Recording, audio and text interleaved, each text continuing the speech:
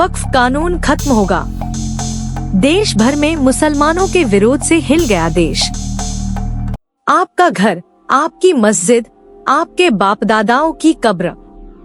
अगर अचानक सरकार कहे ये सब आपका नहीं है, तो आपको कैसा लगेगा?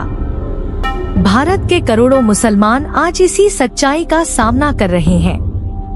वक्फ कानून के नाम पर उनके अस्तित्व पर एक खामोश जंग शुरू हो चुकी है। क्या ये सिर्फ एक कानून है या फिर मुस्लिम समाज को मिटाने की एक नई साजिश? भारत में हाल ही में पास हुए वक्फ कानून के खिलाफ पूरे देश में जबरदस्त विरोध और प्रदर्शन हो रहा है। साथ ही इस कानून को रद्द करने की मांग में सुप्रीम कोर्ट में कई याचिकाएं दाखिल की गई हैं। देश के मुख्य न्यायाधीश की अगुवाई में एक संवैधानिक बेंच अगले हफ्ते इन मामलों की सुनवाई करेगी।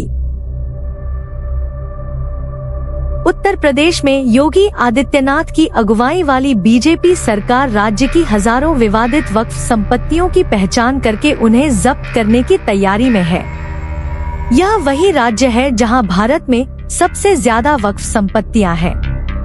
मुजफ्फरनगर में पिछले शुक्रवार जुमे की नमाज के वक्त नए कानून के खिलाफ विरोध जताने वाले 300 लोगों पर 2 लाख रुपए का जुर्माना लगाने का आदेश दिया गया है।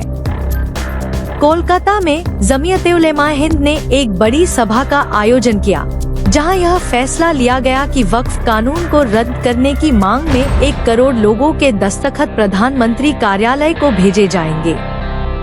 इससे पहले मुर्शिदाबाद में वक्फ कानून के खिलाफ हिंसक प्रदर्शन हुए थे, जिसमें कई लोग घायल हुए थे।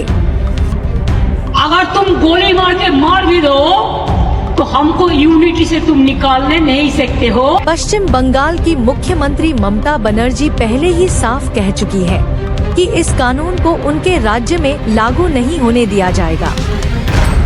भारत के एकमात्र मुस्लिम बहुल राज्य जम्मू कश्मीर की पीपल्स डेमोक्रेटिक पार्टी की नेता महबूबा मुफ्ती ने भी इस कानून के खिलाफ विरोध जारी रखने की बात कही है। उन्होंने कहा है कि जब तक यह कानून रद्द नहीं होता, तब तक आंदोलन चलता रहेगा। उधर तमिलनाडु और पश्चिम बंगाल जैसे कुछ विपक्षी शासित राज्यों ने साफ कर दिया है कि वे इस विवादित कानून को अपने राज्यों में लागू नहीं होने देंगे। वक्फ संशोधन बिल 2025 पिछले हफ्ते संसद में पास हुआ और राष्ट्रपति की मंजूरी मिलने के बाद यह कानून बन गया है। उत्तर प्रदेश में वक्फ संपत्तियों की संख्या लगभग 1,30,000 है, जिनमें से लगभग 30,000 संपत्तियों का कोई रिकॉर्ड नहीं है। राज्य सरकार का कहना है कि इन संपत्तियों को जबरदस्ती कब्जा कर वक्फ घोषित किया गया है और इन्हें जब्त करने की प्रक्रिया चल रही है। उत्तर प्रदेश के शिया समुदाय भी इस नए कानून के खिलाफ जबरदस्त विरोध कर रहे हैं। राज्य सरकार इस बारे में सर्वेक्षण कर संपत्तियों की पहचान करने का काम शुरू कर चुकी है। भारत के अन्य हिस्सों में इस कानून के खिलाफ विरोध तेज हो गया है। पश्चिम बंगाल के मुर्शिदाबाद जिले में इस कानून के खिलाफ हिंसक विरोध के बाद पुलिस ने गिरफ्तारियां और दमन कार्यवाही शुरू कर दी है। कोलकाता में जमीयत के विरोध सभा में पश्चिम बंगाल के मंत्री सिद्दीकुल्ला चौधरी ने कहा, 2014 में सत्ता में आने के बाद से बीजेपी ने 1159 कानून रद्द किए हैं। अब वक्फ कानून भी रद्द होगा।